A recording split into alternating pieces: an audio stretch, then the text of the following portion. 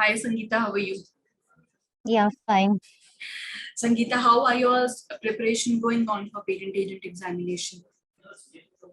Well, according to the session is okay, fine, but I have to read the more, sections and rules. That Okay, part is actually that part is while I'm going to the another sections, the back of the 10 or fourth section will cover up, then the other part I just confused. So okay. that's So the thing. what is your background? What is your qualifications? I'm BTech Biotechnology, MTech Bioinformatics, and then PhD Biotechnology. Are you working right now somewhere? No, no, no. Presently, no. Or Due presently to you? the COVID. Sorry. Okay. So presently you are like you have time to so how much time you Yes. are able to take out every day to prepare for exam? Actually, since I have a child, 3.5 years old, so Mm-hmm. that's why I just get and at the night time, I get time. Per Mm-hmm. day, if you in an average, it is 2 to 2.5 hours or First, three okay. hours Okay, maximum. okay. 2 hours is good enough, Sangita. 2 hours are good enough. If you are able to take out 2 hours every day, that is good time to prepare. Uh, and before I suggest something, I am just asking you a few questions so that I can understand. Okay, so are you attending all the live sessions with us? Yes, yes. Almost Okay, I try to attend, okay, okay. So and which I missed. I just uh, go to the live sessions of recording hmm, part and note hmm. it down. Okay. So, are you able to understand and follow through the live sessions? Are you able to Yes, understand what yes, is yes. being taught? Absolutely fine. You were taught in a fantastic way that Yeah. that makes easy to remember, Okay. So when especially the mhm. table and the mind map.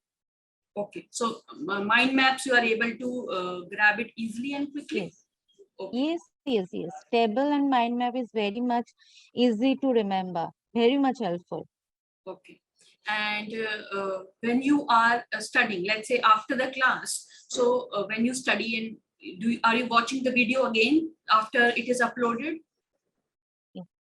Yes, Okay. yes, yes. Okay. So are you making your own notes as well when you are reading and watching the Yes, lectures? yes. Here is my copy. I Okay. make all the notes. Okay. So Sangeeta, I understand that there's a problem when you like keep on studying, you forgot what was like in the last class because I understand there are a lot of sections. No, So not my last class, but Mhm. while I'm covering the, 20 sections or after that on going to that one, then the previous sections, exact language and all concept I remember, Mhm. but the language and all when according to the paper 2 or like that, while I'm trying to solve the paper 10, I have asked you a question in the last class regarding the paper 2 on the question number 1 was there. So that was the related to the case studies and the elaborate descriptions of that one. That faces a problem. Otherwise, the objective type questions I don't face. Okay. Okay. Sangeeta, here my suggestion is that you don't have to remember the exact language of section or a rule. Okay. So my suggestion is that number one, you don't have to remember the exact language of a section because language of a section is a legal language. Okay. So they write a lot of words.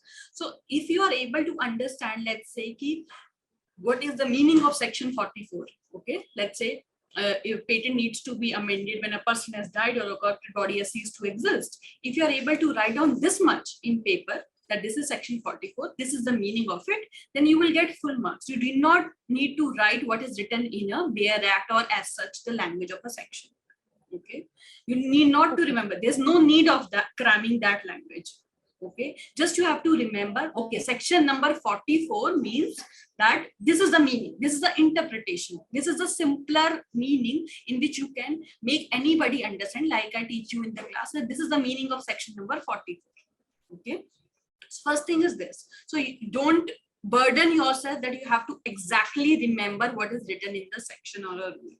Okay, and second is that wherever is your study area in your home, wherever is your desk, uh, make your handwritten notes like of the forms of the flow charts which we have done, write it on a paper and like stick it on a wall or a pin board so that every time you don't have to open a copy to look at them. right? Even if you are at home, you get 5 minutes of time, you just read through it. So it will create a image memory in your head, right? It is so when you will be, it will be easy to recall back whenever you will be answering the questions.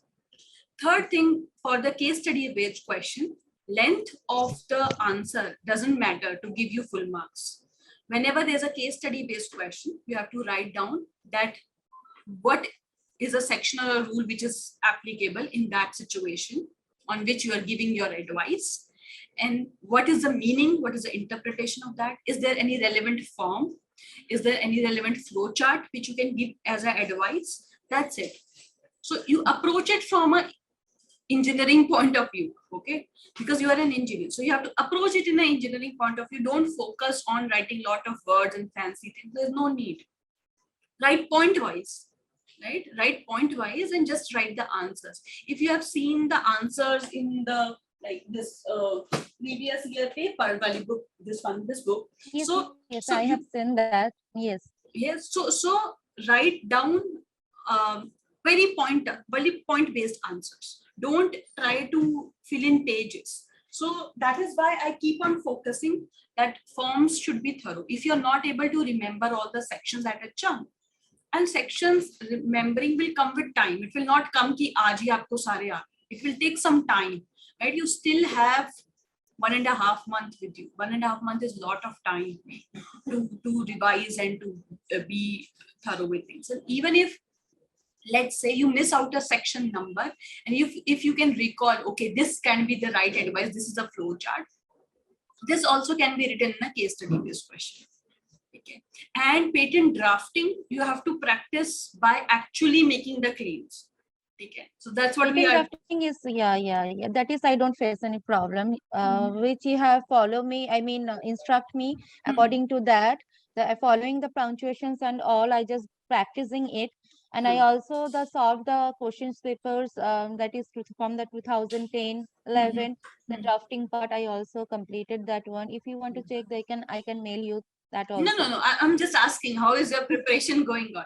Look, as a mentor, it is my duty that you qualify the paper in your first attempt. Yes, definitely. I'm Right? trying. So that's why I'm trying to have one-on-one session so that I can understand that what specific question I can answer, which can really help you become successful in your first attempt. So don't think that you will give another year. Just focus that this year you have to qualify anyhow, because year after year Yes. it is getting difficult, right? So I don't want, Yes. even though you have attempts, but I don't want you to keep this in mind. I want you to focus. 8th May is my examination and I need to be like thoroughly prepared for that. Okay. Yes, right.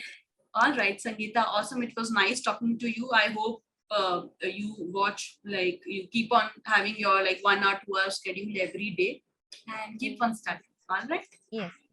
Thank you. Thank you. Thank you. Take care. Bye. Yeah. Bye.